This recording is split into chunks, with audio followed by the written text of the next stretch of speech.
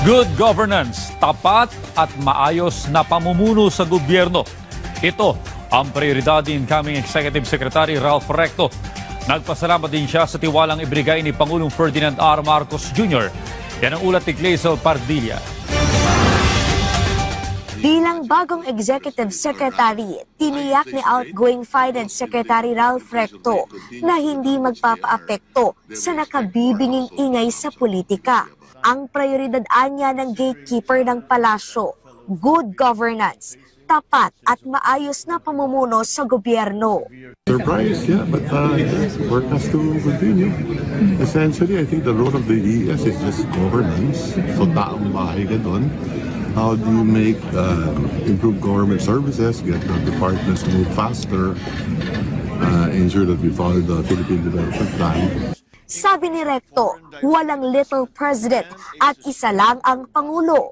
Mananatili niya siyang low profile, uunahin ang deadlines kaysa headlines at pagtutuunan ng pag-aaral ng mga pulisiya para maisulong ang kapakanan ng taong bayan. Secretary Recto's long record in economic policy making, fiscal legislation, and national planning positions positions him well to oversee the day-to-day operations of government and coordinate the implementation of high-impact programs.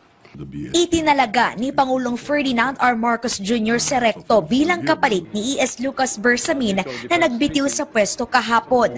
Tinanggap din ng Pangulo ang resignation ni Budget Secretary Amina Pangandaman matapos makaladkad sa maanumalyang flood control projects. Both officials respectfully offered and tendered their resignations out of delicadeza after their departments were mentioned in allegations related to the flood control anomaly currently under investigation, and in recognition of the responsibility to allow the administration to address the matter appropriately. Si Special Assistant to the President for Investment and Economic Affairs, Frederick Go, ang tatayong Finance Chief. Pamumunuan naman bilang Officer in Charge ni Yusek Rolando Toledo ang Department of Budget and Management.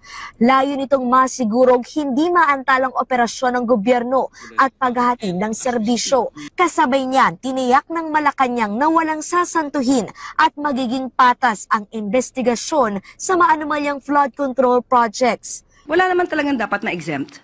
Pero ang Pangulo, alam niya po ang kanyang ginagawa, alam niya po kung bakit niya pinaimbestigahan at pinangunahan ang malalimang pag-iimbestiga na ito. So ibig sabihin po, kung siya mismo ang nag-utos na mag-imbestiga, alam po natin na malinis ang kanyang hangarin at gusto niya talagang masawata ang korupsyon. Sa kabila ng balasahan at mainit na isyu sa katiwalian, positibo ang Malacanang na nananatili ang kumpiyansa sa administrasyon.